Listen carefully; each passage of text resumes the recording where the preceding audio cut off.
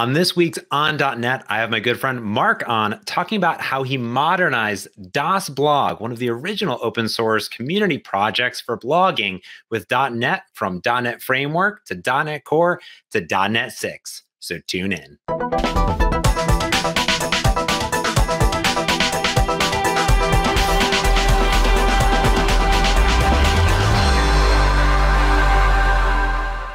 Welcome everyone to On .NET. I am your host, James Montemagno, and today I am crazy excited because we have one of the original open source .NET projects that has been fully upgraded to .NET 6 and actually runs Scott Hanselman's blog. Yes, the blog that we've all read millions of times because Scott writes amazing stuff. And we actually have one of the maintainers of this project with us, Mark. How's it going, Mark? Hi there. I honestly, Mark and I have been on so many calls recently. And when Scott was telling me about your project that you've been working on, that he's been jamming on, the community's been jamming on, I just needed to have you on to talk about it. So first, why don't we talk everyone about who you are and what you do here at Microsoft, Mark?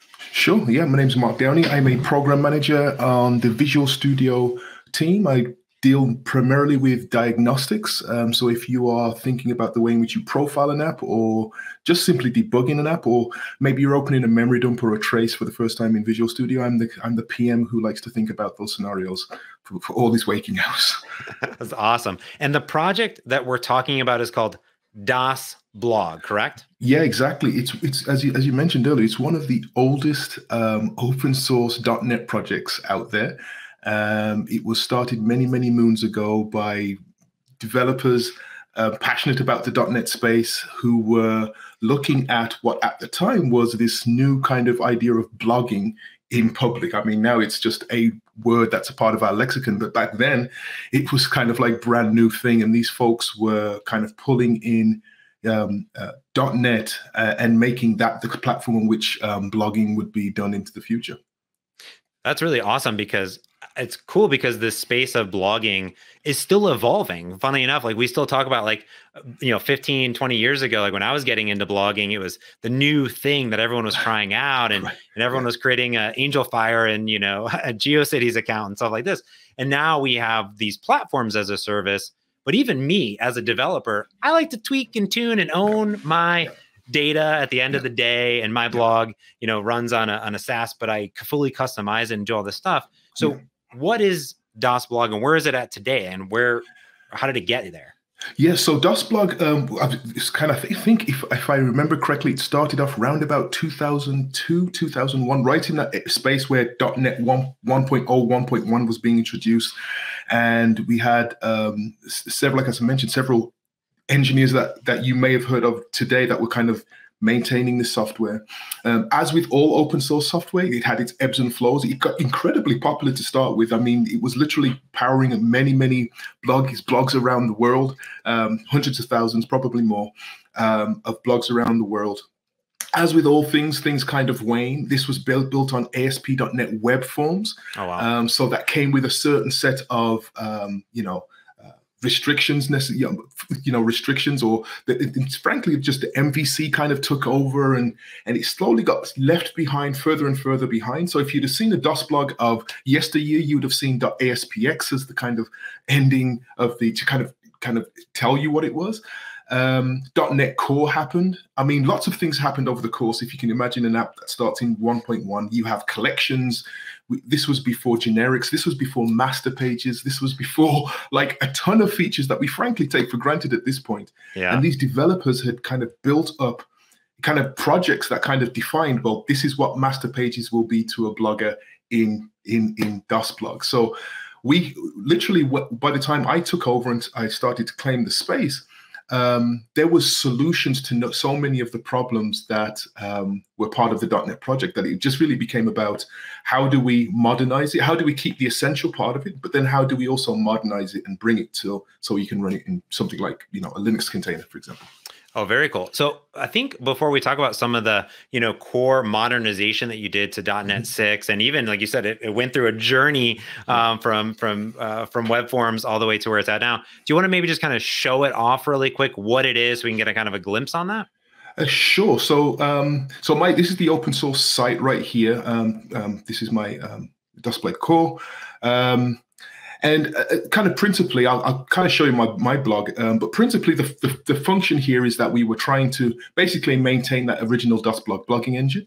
And what that DasBlog blogging engine allowed you to do was essentially, you could create a template, you could start blogging, and it would save your files to disk. So we could go straight over to mine. My DasBlog site looks completely different to anybody else's because it's my unique space. As you said, Scott Hanselman also uses the same thing. We could go visit Mr. Hanselman here. If I can only spell his name.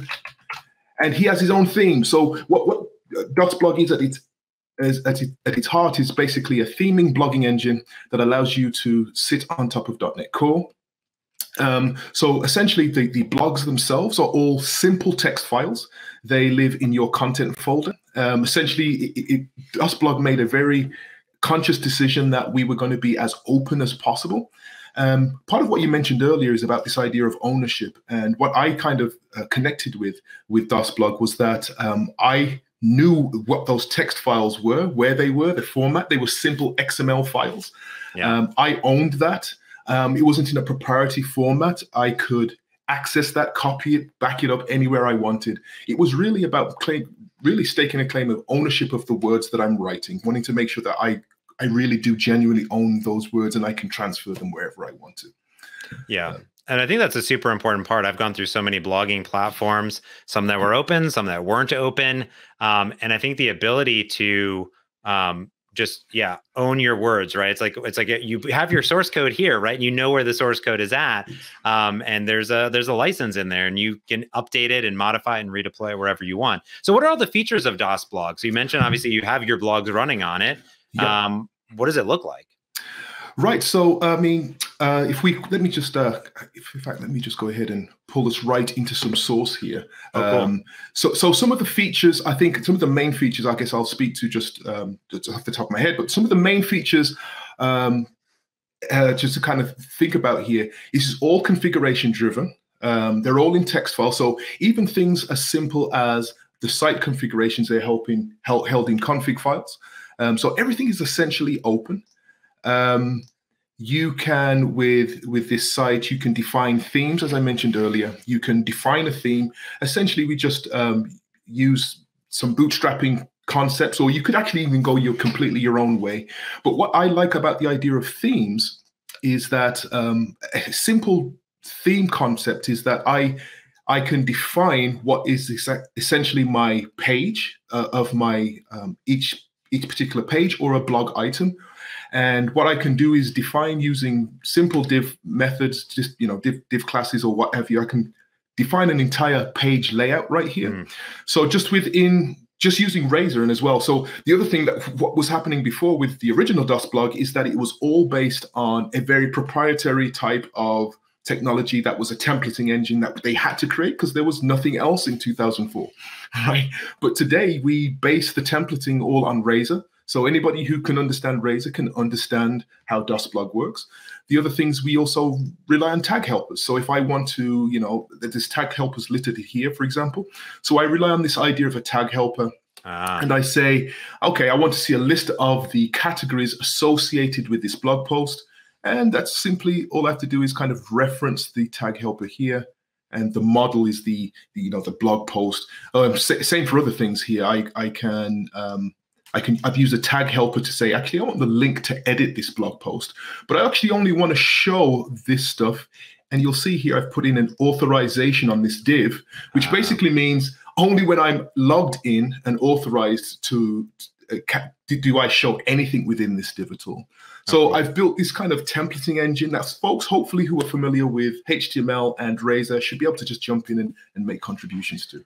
That's really cool. So if someone wanted to get started, like, how do they actually get DasBlog and create a blog? I'm sure there's documentation on how to do this, right? Yeah, absolutely. So over at the actual GitHub repository, we have FAQ. We have some deployments info for folks, and how you have a contributing doc as well. So if you want to get going and start contributing and you want to think about the ways in which you can contribute, love to see folks here, how you can create an issue. If you're a developer, which tools to install, how you go about contributing to code. Hopefully, I just wanted to make it as easy as possible for somebody to get started. Yeah. I also create issues explicitly for folks who are trying stuff for the first time. I always try to make sure I have 1 or 2 issues that if this is your first time trying anything, doing any open source, you are welcome to just test out and see if the pull request you send me is good. Trust me, this is we have a really kind and patient community, so feel free to kind of jump in. It's really open for anybody who wants to get involved with ASP.NET. Very cool. Okay, now let's back up a little bit here now that we have a little sense of what DasBlog is, where you can go to contribute, get started. I specifically put this up as modernizing it. So you took this where it wasn't .NET Core and you brought it to ASP.NET Core. And now recently you've migrated up to .NET 6, correct? Yeah. So we had, as you mentioned, we started with WebForms, and there was getting essentially rid of that layer, which was essentially really in many ways tied to Windows. And there were portions of this project that was tied explicitly to Windows. The .NET framework itself obviously is, or was, I should say, and we were tied to that. So we converted it then to .NET, .NET Core. And in doing so, we kind of opened ourselves up to be able to kind of ride the upgrade path to .NET 6. So previous to this, we were in .NET 3.1, and we just elected to kind of go with the .NET 6, the .NET 6 version. And we elected as well to do this as an MVC styled app, because it really allowed us to easily override the idea of using overriding. So if I select my theme, I can override any default themes. And so that kind of modernization, really the most difficult step was taking us from .NET Framework to .NET Core, which was the original kind of big step. Because part of that, part of the whole goal here was to be able to run anywhere. We were kind of a Windows-only solution before, and the .NET Core opened us to essentially run anywhere. I think Scott actually runs his on Linux as well right now. And so what part of that needed us to remove all of the things that were essentially Windows bound. So as one big example of that is that we were using the registry to look at things like time zones. And that's, that whole kind of registry assumption is kind of false, right, for kind of the broader community. And so we had to pull things like that out. If I can just jump to the code here, I can give you a sense of the stuff that's been around for years. Let me kind of collapse this. So when you look at New Intelligence DasBlog runtime, let me just take that off. This particular project is essentially untouched. And if we look closely enough, you will see things like, let me open this up, a definition of a collection that like we define. I mean, some of this got upgraded in 2005, which is when generics came in. Yeah. But you literally have the idea of collections still. I can't find it at the moment, but you've literally got the definition of collections still littered around here. And I'm not sure if I'll be able to find it at the moment. But that's essentially how we would have to do this. This idea of list type anything wasn't even a thing back then, right? So. But to be clear, like this stuff, there's so much of this that remains unchanged. The real change was essentially DasBlog Web, which is essentially an MVC application. And I have what is called a manager, which basically sits between the absolutely modern MVC topside in .NET 6 and kind of serves as a kind of like a interstitial kind of way of kind of talking to the stuff that really we didn't want to change a whole lot of. Yeah. Right? The things that are just talking to files, we don't need to change that. The things that are opening up config files, we don't need to change that. But we just have the manager essentially working to provide data to what is essentially the web layer. That's very cool. So what you're saying, to recap here, is that DasBlog runtime that you have there, you kind of just changed it to .NET 6, right? In .NET Core, right. And updated the NuGet or whatever you have there. Yep. And then the real work, obviously, it was WebForms, moving it to MVC. Yes. But then you have this middle management layer. Because like if it was writing dist to file before, it's going to continue to write to files. Again, no need to sometimes change that. Sometimes, I think when I think of modernizing or upgrading my applications to the latest and greatest, it's like, oh, I gotta Control A, delete, file new, Right. and it's the whole thing. Yeah. But it sounds like that there was work to be done, but you were able to obviously leverage a lot of the existing code. Yeah, part of what I really wanted to do, and I put that up front in the repository, is that we're trying to take advantage of as much as we can. We're trying to maintain. We actually explicitly set out with the idea, let's not just rip it out for the sake of ripping it out. Let's make real decisions about what we're going to keep and what we're not going to keep. So, for example, if there was I think I mentioned the time zone thing. There is now a NuGet package for taking care of time. That's fairly straightforward. We don't have to maintain that piece of code, but the stuff that is explicitly about the business side of DasBlog, the stuff that says, okay, I understand how to create a new blog post and where to put my, files that I've just uploaded or my images that I've just uploaded. Let's not change that. That is tried and tested. That's been going well for 20 years. Let's not reinvent that part.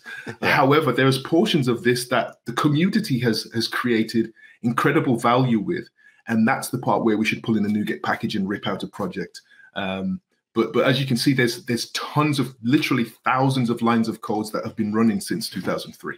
Yeah, that's really cool. I love the story here and how you did it in the open and planned it out, because it is an undertaking, especially when you have a very, very large application. And we work with developers all the time that have even larger applications, right? Than this, but this is really cool. Now, you talked a little bit about you were able to then upgrade and run multi-platform, so you can run it on Linux and in containers and things like that. What other benefits did you get, right? I think that's one thing when we talk about modernization is, I'm about to do a bunch of work. What do I get out of it? So the one thing is, hey, now you can run your website in containers or on a Linux app service or wherever you want. It's not bound. What other things did you see or have you heard from people using DasBlog and yourself? Yeah, well, the first thing is continuity, right? So folks who were using DasBlog all these years, who have 10 years worth of blogging content, they get to keep using it wherever they are, and they just, all they have to do is kind of pull their files across and put it in the new. So that continuity was the kind of the first thing. I think secondly, the idea of speed, the new .NET Core was way faster, frankly, than our WebForms solution. In every reasonable, conceivable way, the speed has been incredible. The efficiency with which it runs, so your footprint on the servers, everything. I'm no longer bound to IIS. IIS is a perfectly good tool, and it has wonderful. It has a great kind of feature set that folks can take advantage of. But I didn't need to sit behind an IIS server anymore, and so there was so much baggage that came with what DasBlog was, 15 or 20 years ago, and that we were able to kind of remove the kind of baggage and kind of just focus on the central concern of what is it to kind of own a blog and move your content and your configuration files over to a kind of essentially a new application. And this is also really cool too, because now as DasBlog has moved forward, it means that as new developers are coming in, or everyone else is modernizing and using ASP.NET Core and .NET 6, they can more easily contribute. You can use new language features, C# 10 features, be more productive at the same time. You're not bound, and you get to use, you can still use Visual Studio 2022 with framework, but also now use some of those latest and greatest things. So probably the developer productivity, I imagine, has to boost it from here. Oh, yeah, absolutely. First of all, it's difficult to find anybody who knows what WebForms is at this point. I mean, respectfully, it's kind of difficult to find folks who are experts there. I grew up in that kind of cut my teeth on WebForms, so I kind of still had some of those memory cells still in place. However, it was doing anything now is way faster. Adding new features, as you mentioned, it's easier to kind of create a feature and have it sit within this project, given where we are with the .NET ecosystem, given where we are with Visual Studio.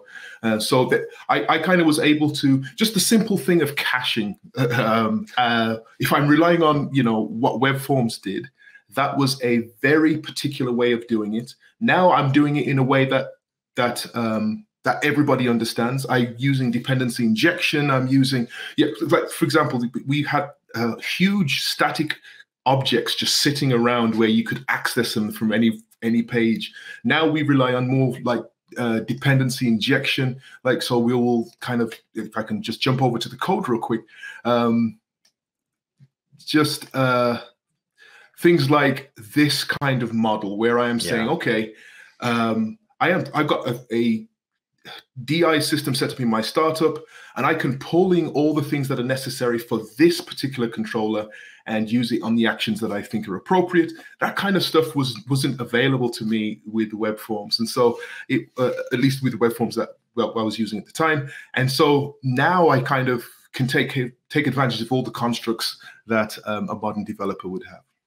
Very cool. I love it. Any other main cool things you want to show off really quick in the code at all that you're like, wow, this is like the coolest thing ever? Gosh, let me think. Top of my head. So we're still using, I mean, if I can think real quick, I have to think where it is. We're still using some fundamental stuff. I like how, my main thing is how well it kind of connects to old code. So I can show you code in here that essentially, like this method right here has not changed. I literally lifted and shifted this from 2005 version of DasBlog. Few different changes because I'm kind of pulled in some dependency injection here from DasBlog settings. So I've kind of injected that into this particular location here, but some of this code you would never see anywhere else. So like entry collections, again, this idea of collections is not something that's modern, but this is sitting in the manager just below that kind of modern MVC area. I have this kind of intricate caching concept here that the old developers introduced. It still works. Why break this? Why introduce anything when I can combine the two? And it simply compiles and works. I love the fact that we have made the claim that you can bring your code along with you, and because it just saves time and energy, to be frank. That's awesome. Well, thank you so much, Mark, for coming and showing it all off. I love it. I'm a little bit sad that I didn't stumble upon DasBlog until Hanselman introduced me when my blog was already gone. But now, who knows? I could just lift and shift all my blog posts over. I've done it before. Yeah, I love the idea of I'm living and breathing .NET every day. To actually like run that as a foundational piece is really awesome. But thank you for talking about, I think the modernization, the journey that it's been on. And we'll put links to GitHub and to your blog and to Hanselman's blog, of course, so everyone can take a look of DasBlog in action. Mark, thank you so much for coming on. I really appreciate it. It's been my pleasure. Thank you for having me. Awesome. And thanks everyone for tuning in. Really appreciate it. And of course, don't forget to like, subscribe, and follow wherever you're at. If you're on YouTube, if you're on the docs page, go over there and check out all of the .NET content. We really appreciate it. And all of our live streams that are happening all throughout the week. So until next time, I'm James Montemagno, and this has been On .NET.